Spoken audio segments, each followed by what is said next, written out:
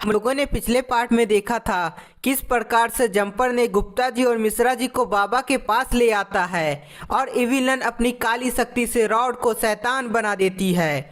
Rod के शैतान बनते ही इविलन शहर में तबाही मचा देती है। इधर बाबा, गुप्ता जी और मिश्रा जी तप करने लगते हैं। शहर में इविलन को रोकने के लिए सेना हमला करती है, लेकिन इविलन को रोक नहीं पाती है। बाबा का यज्ञ पूरा होते ही गुप्ता जी और मिश्रा जी के अंदर शक्ति आ जाती है और इविलन का अंत करने के लिए शहर में जाते हैं, जहां पर रॉड मिश्रा जी को जमा देता है। और अब आगे की कहानी देखते हैं। रॉड, होश में आओ, तुमने अपने दोस्त मिश्रा जी पर ही वार कर दिया। गुप्ता जी बहुत कोशिश करता है रॉड को होश में लाने का, लेकिन रॉड इविलन के वश में था। मिश्रा जी को जमाने के बाद रॉड गुप्ता जी के नजदीक आने लगता है। बाबा तुरंत गुप्ता जी को बोलते हैं कि रॉड तुम्हारे नजदीक आ रहा है, तुम वापस पीछे आओ क्योंकि वह तुम्हें भी जमा देगा। गुप्ता जी तुरंत बाबा के पास आ जाता है। गुप्ता जी के वापस पीछे आते ही बाबा अपनी शक्ति से रॉड को एक पिंजरा में कैद कर देते हैं। रॉड के अंदर काली शक्ति होने से वह बहुत ही ज्यादा ताकतवर हो गया था, इसलिए वह बहुत आसानी से पिंजरा से बाहर निकल आता है।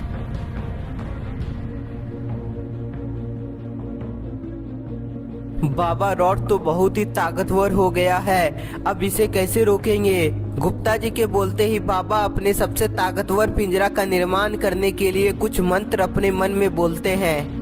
उधर इविलन धीरे धीरे मिश्रा जी के नजदीक आने लगती है, क्योंकि वह मिश्रा जी को मारना चाहती थी। बाबा अपने मंत्र से सबसे ताकतवर पिंजरा का निर्माण करते हैं और रॉड को उसमें कैद कर देते हैं।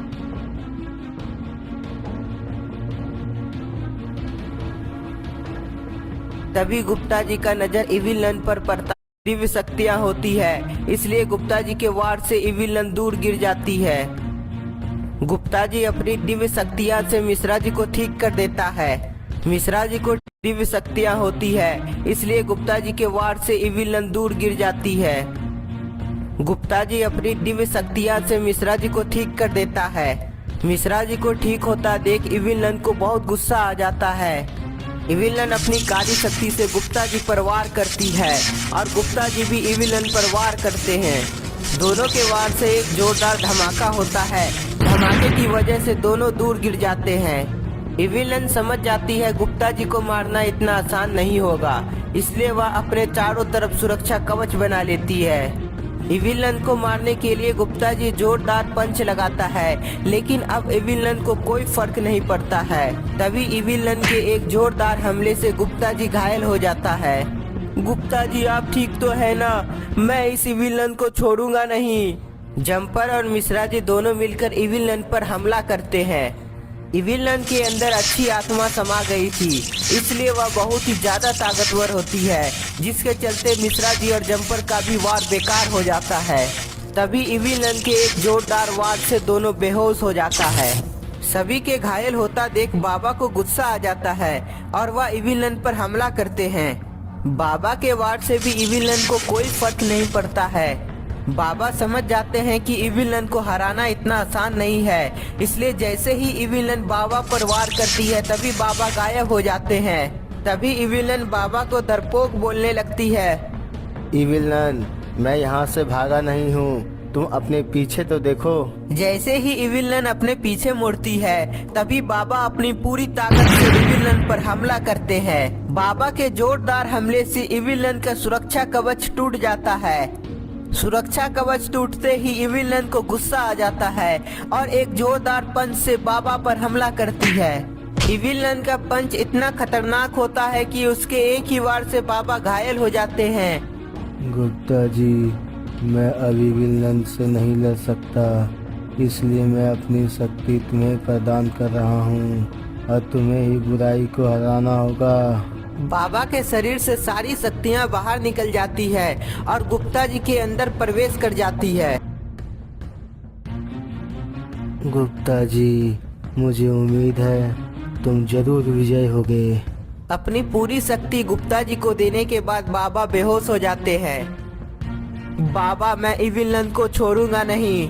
गुप्ता जी और इविलन के बीच जोरदार लड़ाई होना शुरू हो जाती है।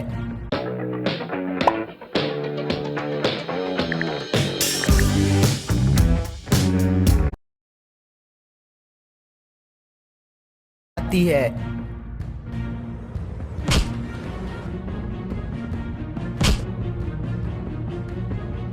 कभी इविलन मार खाती है तो कभी गुप्ता जी और बाबा का शक्ति एक होने के बाद भी इविलन को हराना मुश्किल हो रहा था। इविलन गुप्ता जी को मार मार कर बुरा हाल कर देती है। गुप्ता जी बहुत कोशिश किए थे इविलन को हराने का, लेकिन ऐसा नहीं होता है और वह भी बेहोश हो जाता है। सभी लोगों के बेहोश हो जाने पर इविलन बहुत खुश हो जाती है और रॉड को पिंजरा से बाहर निकालने लगती है। तभी इधर गुप्ता जी को बाबा की बातें याद आती है। गुप्ता जी, मुझे उम्मीद है तुम जरूर विजय होगे। बाबा की बातें याद आते ही गुप्ता जी को होश आ जाता है और सोचने लगता है कि आखिर इविलन का अंत कैसे किया जा सकता है। तभी गुप्ता जी को अच्छी आत्माओं की बातें याद आती है। गुप्ता जी, यह शस्त्र बहुत ही शक्तिशाली है, इसकी मदद से तुम इविलन का अंत कर सकोगे। अच्छी आत्माओं की बातें याद आते ही गुप्ता जी तुरंत चर्च के पास जाने लगते हैं, क्योंकि पिछली बार गुप्ता जी वह चमत्कारी तलवार वहीं गिरा दिए थे।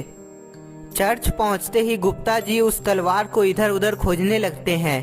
आखिर वो तलवार किधर गया? मुझे जल्दी ही खोजना होगा उसे। गुप्ता जी इधर उधर देखता है, तभी उसकी नजर तलवार पर पड़ती है। तलवार उठाते ही गुप्ता जी जोश में भर जाते हैं। इविलन, अब तुम बचोगी नहीं। गुप्ता जी तलवार को लेकर तुरंत शहर में जाने लगते हैं। इधर इविलन बाबा का अंत करने के लिए आगे बढ़ती है। इविलन, रुक जाओ वरना रॉड का अंत कर दूंगा मैं। इविलन तुरंत रुक जाती है क्योंकि रॉड उसका बेटा था। गुप्ता जी बाबा की दी हुई शक्ति से रॉड को फिर से कैद कर लेता है। इविलन, तुम्हें आखिरी मौका दे रहा हूँ, सभी अच्छी आत्माओं को छोड़ दो, नहीं तो तुम्हारा अंत मेरे ही हाथों होगा। गुप्ता जी की बात इविलन नहीं मानती है और गुप्ता जी पर वार करती है। गुप्ता जी इविलन का वार से बच जाते हैं क्योंकि उनके पास चमत्कारी तलवार आ गया था। इविलन, अब तुम्हारा अंतिम समय आ गया है। गुप्ता जी कुछ मंत्र बोलकर तलवार को इविलन की तरफ फेंक देता है। तलवार बहुत ही तेजी के साथ इविलन पर प्रहार करती है, जिसके बाद इविलन दर्द से छटपटाने लगती है। इधर बाबा, मिश्रा जी और जंपर को होश आ जाता है।